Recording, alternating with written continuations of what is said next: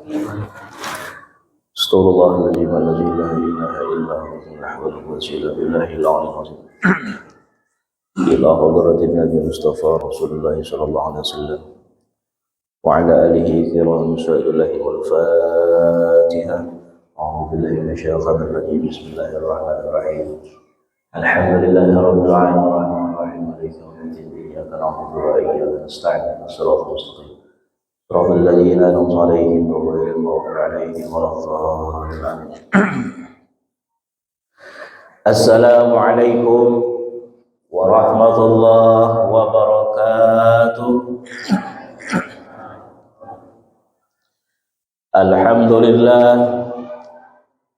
الحمد لله الذي نحمده ونستعينه ونستغفره ونعوذ بالله من شرور أنفسنا ومن سيئات أعمالنا.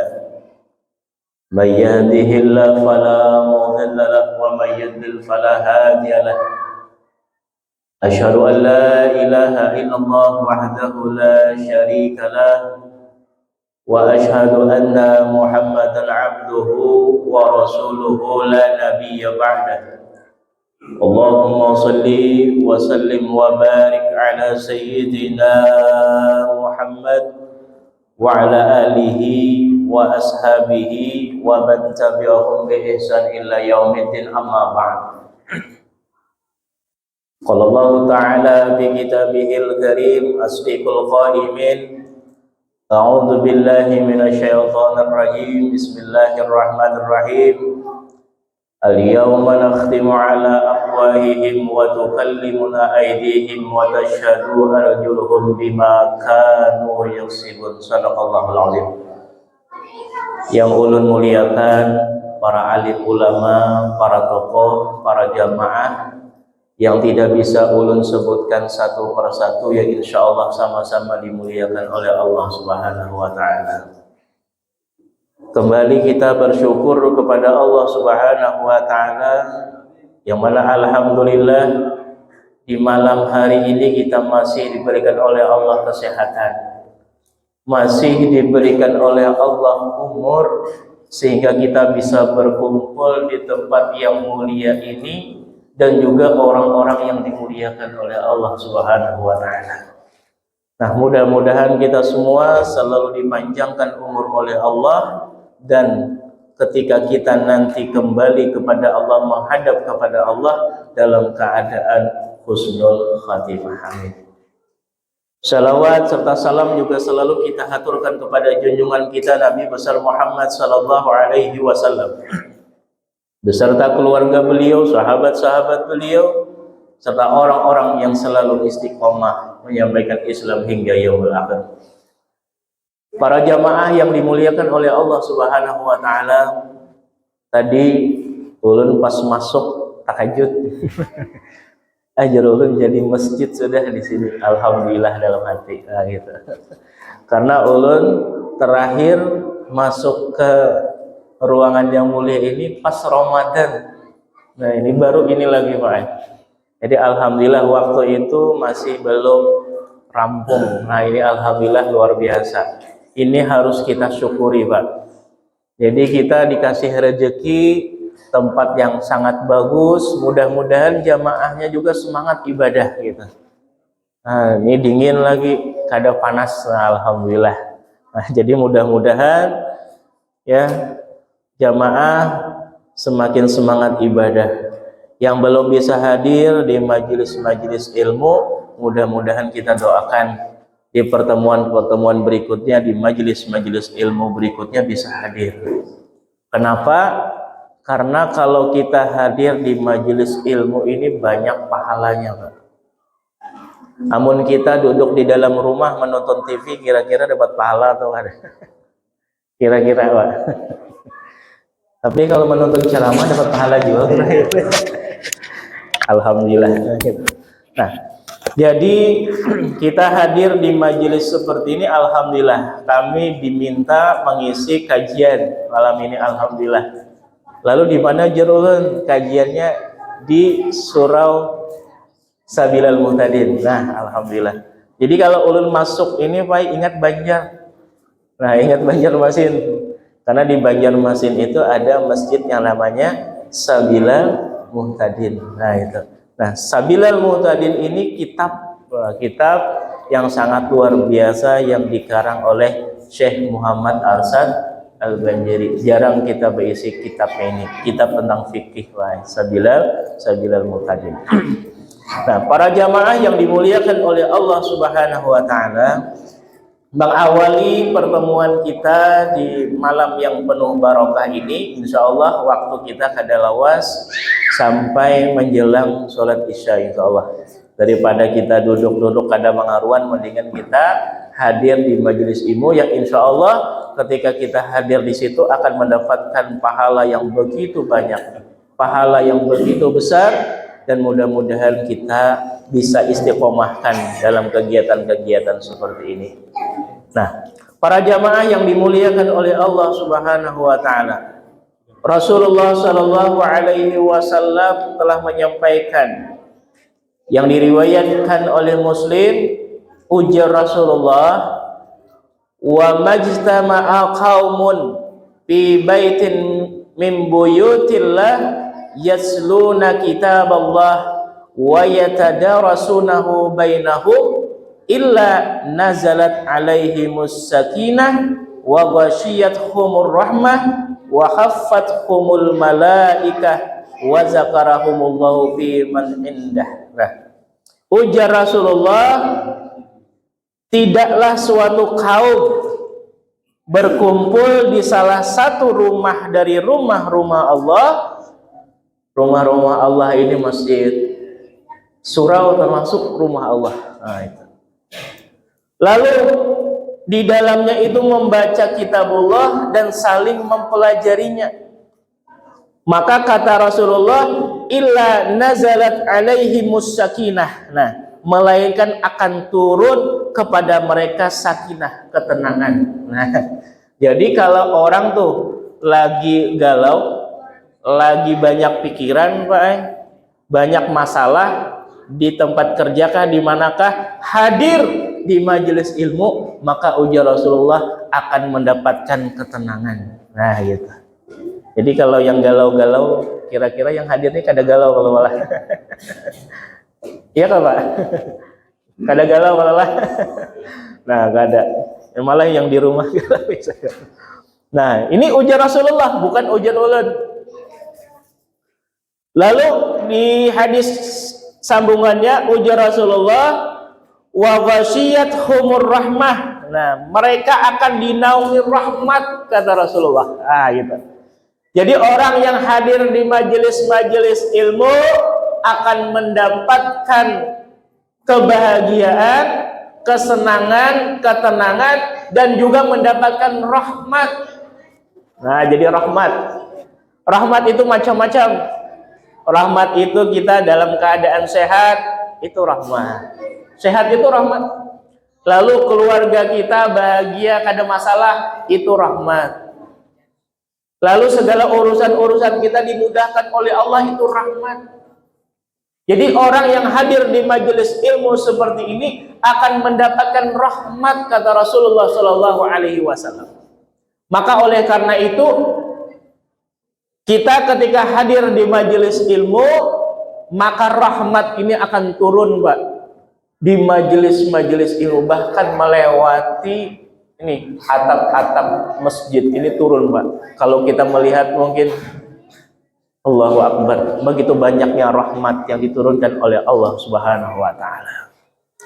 Maka kalau kita misalkan nih punya air, Pak, ini palah, ini ujar guru ulun, Pak. Karena hadis Rasulullah ini, kalau kita hadir di majelis ilmu, maka akan mendapatkan rahmat. Maka apapun yang ada di dalam ini mendapatkan rahmat, tidak terkecuali air yang di hadapan kita ini, Pak. Jadi air yang di hadapan kita ini akan mendapatkan rahmat, lalu kita niatkan, kita hajatkan untuk sesuatu, maka ini bisa akan dikabulkan oleh Allah Subhanahu wa taala. Ini ada pernah kasus ini, orang ini sering kesurupan, Pak. Tahu kesurupan malah? Biasa. Kesurupan, Pak. Ujar, lalu orang kesurupan ini, Pak, minta didoakan, minta diobati supaya jangan kesurupan lagi. Nah, lalu suatu ketika, ini pengalaman guru kami Pak Kisah Sidin. Jadi ujar Sidin, waktu itu ada tetangga minta obati orang yang kesurupan. Lalu waktu itu guru kami itu Pak habis di majelis ilmu seperti ini. Jadi membawa air di majelis ilmu. Pulang, lalu ujar Sidin, coba nih kasih air ini ditampung masakan di muka, lalu amun ada sisanya diminum makan. Ternyata apa?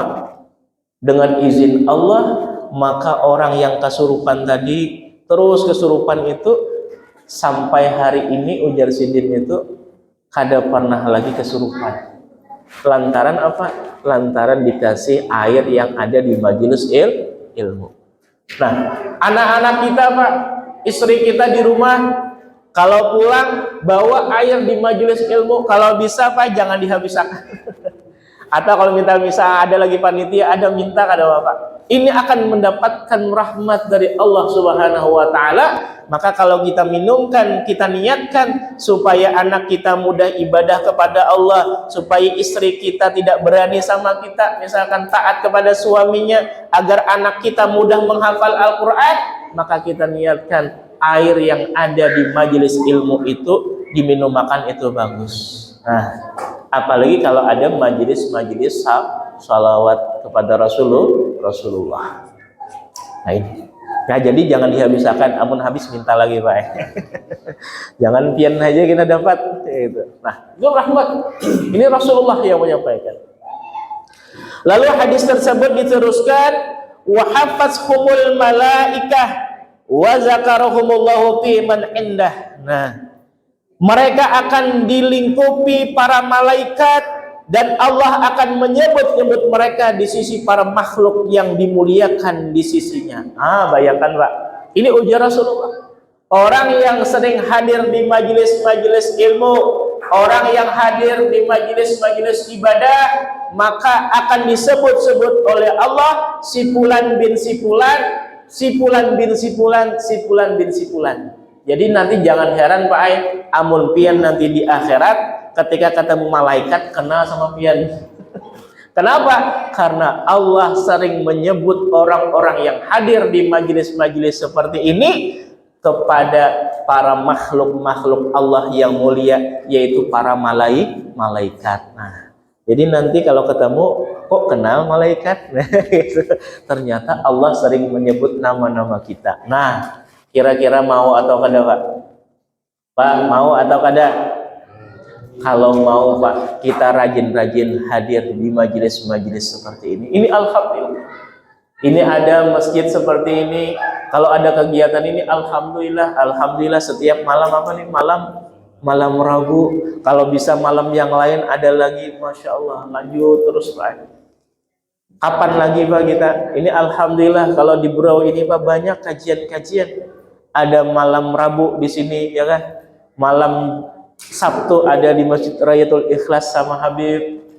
Ada lagi di masjid-masjid yang lain, mungkin di malam-malam yang lain. Kalau ada, datangi Pak, hadir di majelis itu, maka kita akan mendapatkan rahmat dari Allah Subhanahu wa taala, dan kita sering disebut oleh Allah di hadapan makhluk-makhluknya si fulan bin si fulan. Untuk apa? Kita kena sering hadir di majelis-majelis ilmu. Ini mudah-mudahan hadis ini memberikan semangat kepada kita. Masih banyak hadis-hadis yang lain. Hadis yang kedua. Nah, ini Rasulullah Shallallahu Alaihi Wasallam menyebutkan bahwa orang yang menuntut ilmu itu hadir di majelis ilmu itu akan mendapatkan apa? Akan mendapatkan kemudahan. Kemudahan kemana? Masuk ke dalam surga. Masuk ke dalam surga itu sulit Pak. Ya Pak? Pernah nyoba Pak? Belum. Masuk ke surga itu banyak lewatannya Pak. Satu minimal, kita akan menghadapi yang namanya sakaratul maut. Bujur gak kira-kira Pak? Bujur gak? Kada mungkin kita masuk ke dalam surga kalau kita belum sakaratul maut. Sakaratul maut ini diceritakan bahwa begitu sakitnya, sulit Pak masuk ke dalam surga itu. Satu, kita lewati sakaratul maut. Kira-kira sakaratul maut kita nanti apakah mudah atau sakit atau gimana?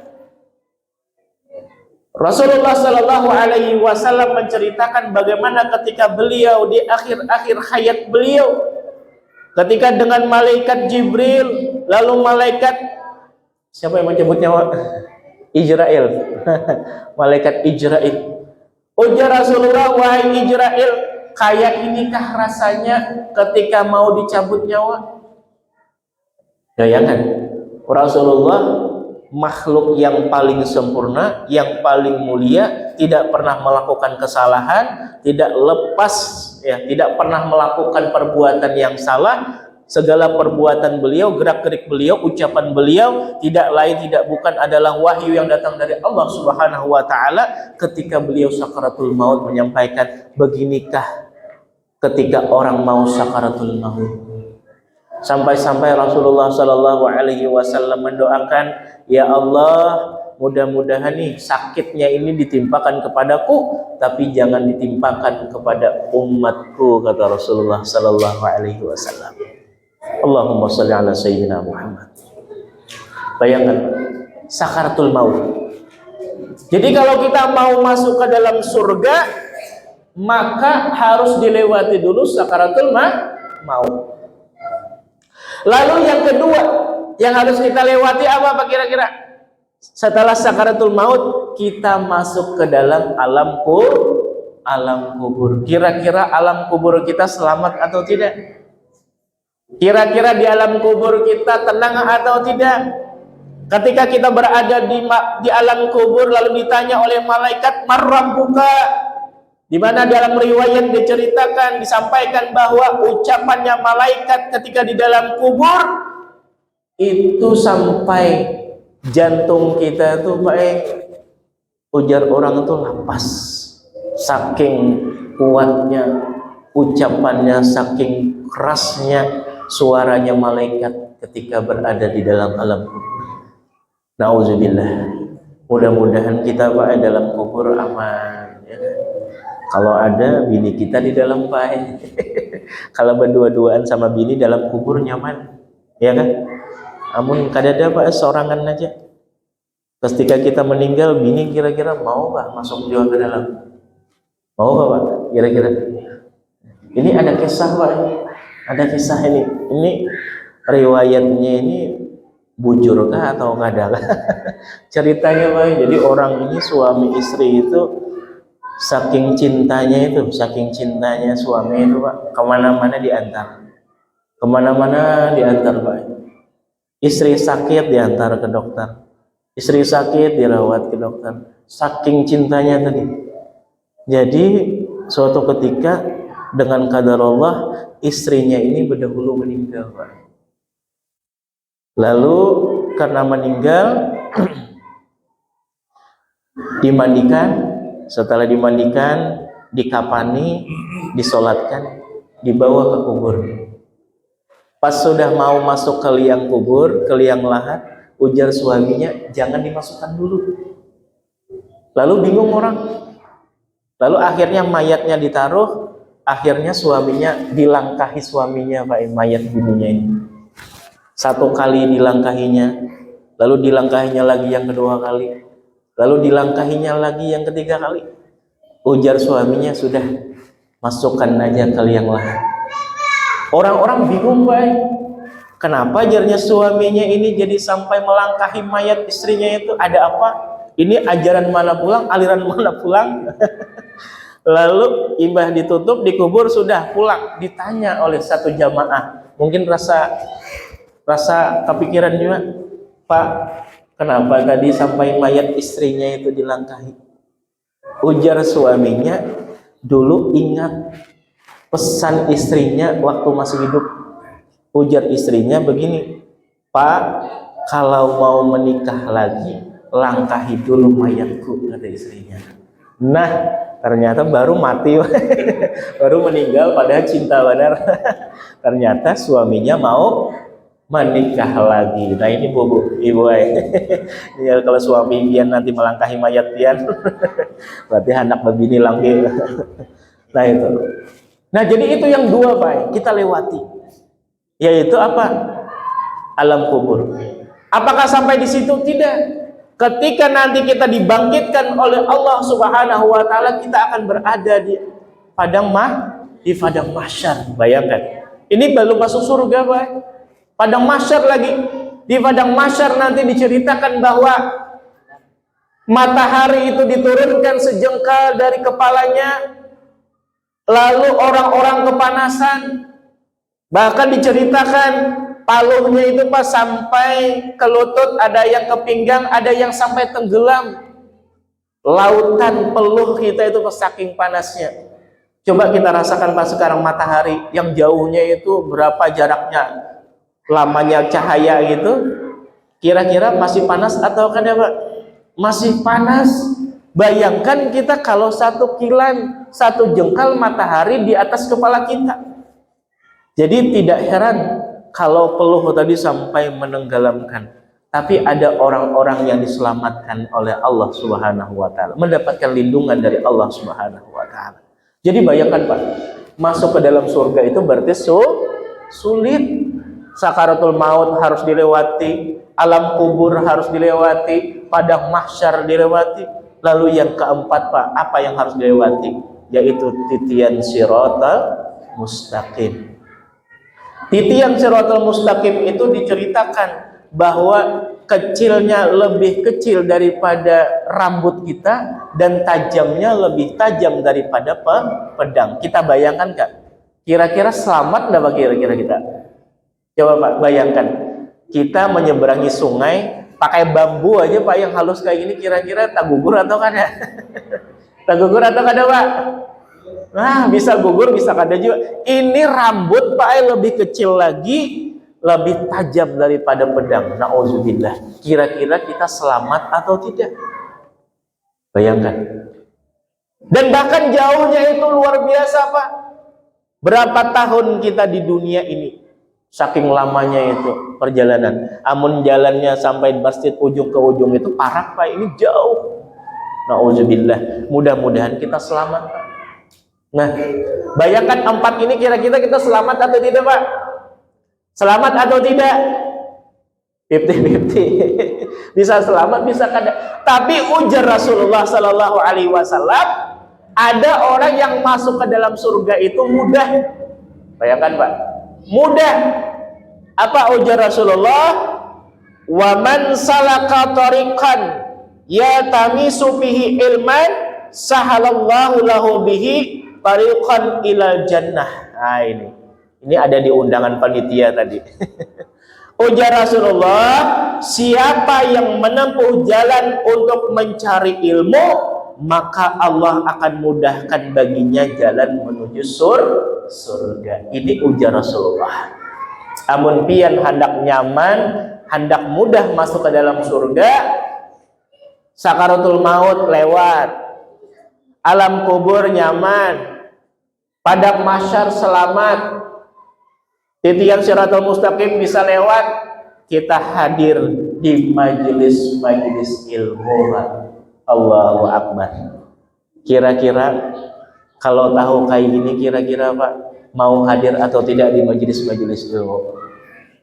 Mau Pak, sesibuk apapun kita Pak, sebanyak apapun pekerjaan kita Pak, kita hadir di majelis ilmu paling lawas 30 menit, 40 menit, paling lawas 1 jam Pak. Coba bayangkan kalau kita di rumah duduk-duduk nonton TV, maaf, kira-kira lawas atau kan? Lama atau tidak Pak? Lama, mungkin 2 jam 3 jam terasa atau tidak? Tidak kerasaan. Inilah ujian Pak bagi kita. Nah mudah-mudahan baru 2 hadis yang kami sampaikan Pak, mudah-mudahan ini penyemangat buat kita semua untuk hadir di majelis-majelis ilmu seperti ini. Nah mudah-mudahan nanti kalau ada majelis-majelis lagi yang lain bisa hadir. Para jamaah yang dimuliakan oleh Allah Subhanahu wa taala, Allah Subhanahu wa taala telah berfirman di dalam Al-Qur'an, Quran surah Ali Imran ayat 133. Ujar Allah, a'udzu billahi minasyaitonir rajim, wasari'u ila maghfiratin min rabbikum wa jannatin arduhas samawati wal ard uiddat lil muttaqin. Ujar Allah, dan bersegeralah kamu kepada ampunan dari Tuhanmu dan kepada surga yang luasnya seluas langit dan bumi yang disediakan untuk orang-orang yang bertakwa. Jadi surga itu Pak, kita diperintahkan oleh Allah untuk bersegera kepada Allah. Untuk apa? Untuk minta ampun. Maka oleh karena itu kita perbanyak istighfar kepada Allah. Habis sholat kita istighfar. Coba lihat imam biasanya habis sholat. Sholat itu ibadah atau tidak Pak? Ibadah. Habis ibadah saja kita istighfar. Banyak salah hilaf kita kepada Allah. Banyak lupa dengan Allah. Banyak tak akui Pak, segala gerak gerik kita, perbuatan kita ini tak akui kita Pak. Padahal segala gerak gerik yang kita lakukan ini tidak lain tidak bukan karena kudrat dan iradatnya Allah Subhanahu wa taala. Karena pertolongan Allah. Nah, maka oleh karena itu kita perbanyak istighfar. Kita bersegera minta maaf kepada Allah, minta ampun kepada Allah karena banyak kesalahan kita. Dan bahkan di dalam ayat ini disebutkan bahwa dikabarkan oleh Allah surga yang luasnya seluas langit dan bumi itu adalah untuk orang-orang yang bertakwa kepada Allah. Jadi kalau mau kita masuk ke dalam surga harus syaratnya bertakwa kepada Allah Subhanahu wa taala. Di dalam ayat lain Allah Subhanahu wa taala telah menyampaikan, a'udzubillahi minasyaitonir rajim. Innama kana qaulal mu'minina idza du'u ila Allahi wa rasulih liyahkuma bainahum ay yaqulu sami'na wa ata'na wa ulaika humul muflihun. Ujar Allah, sesungguhnya jawaban orang-orang mukmin bila mereka dipanggil kepada Allah dan Rasulnya agar Rasul menghukum atau mengadili di antara mereka ialah ucapan kami mendengar dan kami taat, sami'na wa ata'na.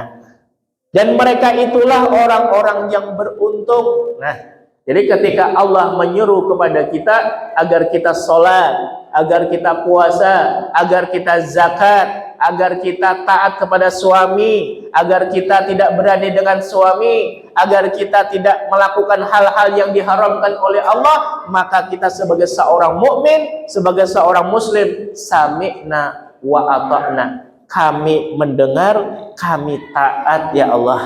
Gitu. Jadi itulah sifat seorang muslim. Bisa jam berapa kira-kira? Masih lawas kah? Masih lama kah? Nah, jadi itu pas 5 menit lagi nanti diingatkan aja Pak. Nah, itu. Jadi itu. Jadi sifat seorang muslim itu ketika diseru oleh Allah sami'na wa ata'na, mendengar taat. Nah, ketika Rasulullah Shallallahu Alaihi Wasallam memerintahkan kepada kita untuk menuntut ilmu, wajib bagi seorang muslim baik laki-laki maupun perempuan, maka kita apa yang disampaikan oleh Rasulullah sami'na wa ata'na. Gitu. Ini sifat seorang muslim. Nah, di ayat lain disebutkan wa may yuti'illah wa rasulahu wa yakhshallah wa yattaqi fa ulaika humul faizun. Dan barang siapa yang taat kepada Allah dan Rasulnya dan takut kepada Allah dan bertakwa kepadanya, maka mereka adalah orang-orang yang mendapat kemenangan. Nah, mendapat kemenangan itu berarti orang-orang yang beruntung, orang-orang yang selamat Pak di negeri akhirat nanti adalah orang-orang yang bertakwa kepada Allah Subhanahu wa taala. Maka teringat Pak ucapan Al-Alimul Khalifah Ali bin Abi Thalib karamallahu wajhah. Ujar Ali bin Abi Thalib karamallahu wajhah, menantunya baginda kita Rasulullah Muhammad sallallahu alaihi wasallam ketika ditanya terkait masalah ciri-ciri atau sifat-sifat orang yang bertakwa, ujar Ali bin Abi Thalib karamallahu wajhah, ada 4. Nah, yang pertama adalah ujar Ali, orang yang bertakwa kepada Allah itu adalah al-khauf minal jalil. Jadi kalau dalam dirinya itu adalah al-khauf minal jalil, maka dia itu adalah orang yang bertakwa. Apa itu al-khauf minal jalil? Merasa takut kepada Allah. Pian hadir di majelis-majelis ini karena pian takut kepada Allah. Pian hadir di sholat maghrib ini adalah karena takut kepada Allah. Kenapa kita sholat maghrib, sholat isya, sholat subuh, sholat zuhur, sholat asar? Karena kita takut kepada Allah. Jadi kalau ada orang yang tidak sholat subuh, orang yang tidak sholat maghrib, sholat isya kada, sholat zuhur kada, sholat asar kada, berarti mereka ini adalah orang-orang yang berani kepada Allah Subhanahu wa Ta'ala. Nah itu. Jadi orang yang kada sholat, kada puasa, kada zakat, berarti dia berani sama Allah Subhanahu wa Ta'ala. Sedangkan ciri orang yang bertakwa adalah al-khauf minal jalil, takut kepada Allah. Ini takut kepada Allah ini bukan berarti kita menjauhi, Pak, tidak. Karena ada orang misalkan takut sama ular, menjauh, menjauhi ular. Ini kalau takut kepada Allah ini semakin dekat kepada Allah. Nah, itu ciri yang pertama. Amun kita, Pak, ada rasa takut kepada Allah, berarti kita termasuk ciri orang yang bertakwa. Ujar Ali bin Abi Thalib karamallahu wajhah.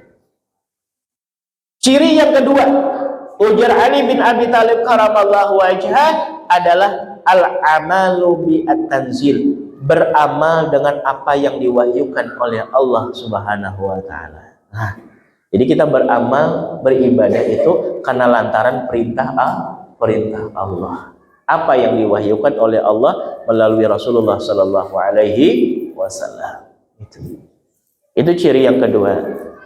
Lalu ciri yang ketiga disebutkan adalah ar-ridha bil qalil, merasa cukup dan ridha terhadap pemberian Allah. Nah, jadi kalau diberi air putih, syukuri, alhamdulillah. Ridha. Dikasih gaji berapa, syukuri. Berarti itu adalah ridha terhadap pemberian Allah. Ketika dikasih sehat, alhamdulillah. Dikasih sakit, sabar. Jadi dikasih sakit itu ujian, dikasih sehat juga ujian, Pak. Bahkan dikasih sehat itu ujian yang berat, Bapak. Kenapa? Lupa dengan nikmat yang Allah berikan. Iya, Pak? Terkadang kita itu kalau sehat tuh lupa, Pak, sama Allah. Sedangkan sakit baru ingat, ya Allah, sehatkan kalau seandainya sehat, Pak. Ya Allah, kalau seandainya sehat nih, sholat di sabilal muhtadin. Iya kan? Sholat maghrib berjamaah, sholat isya berjamaah, hadir di majelis-majelis ilmu, gitu. Kalau sehat, pas sakit kayak gitu. Tapi amun sudah sehat, kan ingat lagi, Pak. Kita berjalanan kemana hari ini, ding?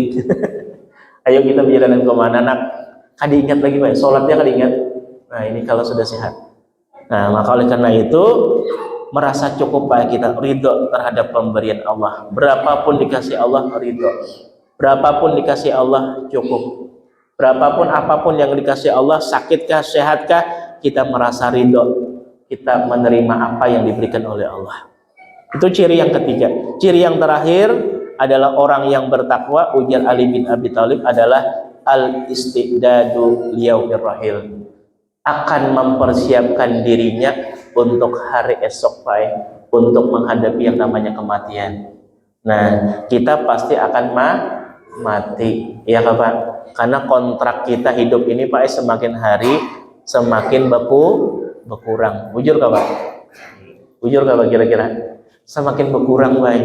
Ujar guru ulun, nah, kontrak hidup kita ini semakin hari sama Allah itu semakin berkurang. Kita ini, Pak, sudah taken kontrak nih. Jam sekian, hari sekian, tanggal sekian kita akan mati. Ya kan? tiket kontrak sudah kita nih setuju Pak. Maka oleh karena itu kita semakin hari semakin dekat sama kematian kita. Jangan sampai Pak nanti di akhir hayat kita mati dalam keadaan su'ul khotimah. Nah maaf apalagi yang sudah tua. Jangan juga yang muda-muda nak ya, yang muda-muda mentang-mentang anak SMP masih, ya kah? Ini murid ulun Pak di sekolah. Murid ulun.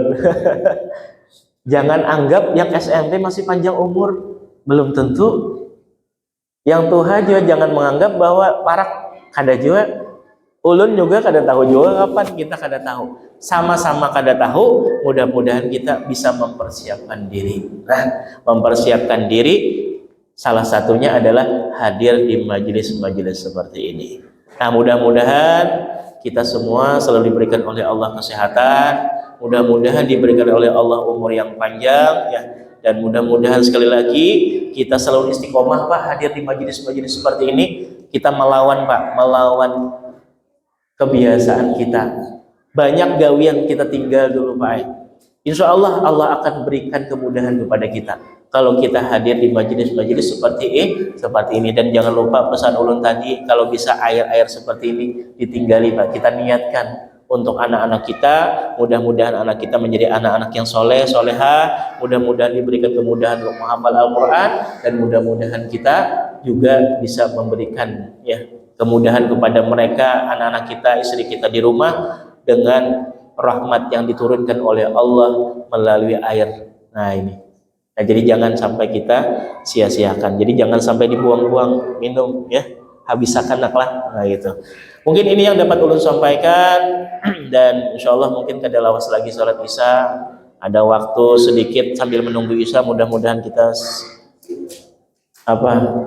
ngobrol-ngobrol ya kan, menjalin silah ukhuwah, silaturahim. Kapan lagi Pak ketemu kalau kita kada kumpul di surau, di masjid? Inilah tempat kita bersilaturahim, silah ukhuwah. Demikian dari kami, mohon maaf atas segala kekurangan kehilafan. Sekali lagi mudah-mudahan ini menjadi awal pertemuan kita, dan mudah-mudahan nanti di lain waktu dan kesempatan kita bisa bertemu lagi. Di mana yang malam ini ulun bacakan ini adalah tidak lain tidak bukan adalah sebuah kitab nafsiyah Pak, yaitu kitab Min Muqawimat Nafsiyah Islamiyah, atau pilar-pilar pengokoh nafsiyah kita Pak, supaya kita semangat ibadah, semangat taat kepada Allah. Dan pesan guru kami Pak, kalau kita hadir di majelis ilmu, kalau ilmunya itu majelis itu membuat kita takut kepada Allah, berarti majelis itu betul. Tapi kalau majelis itu menambah berani kita kepada Allah, berarti majelis itu salah. Nah, jadi mudah-mudahan kita semua selalu semangat, selalu diberikan keistiqomahan, dan mudah-mudahan sekali lagi kita dipanjangkan umur oleh Allah Subhanahu wa taala. Kami akhiri, assalamualaikum warahmatullahi wabarakatuh.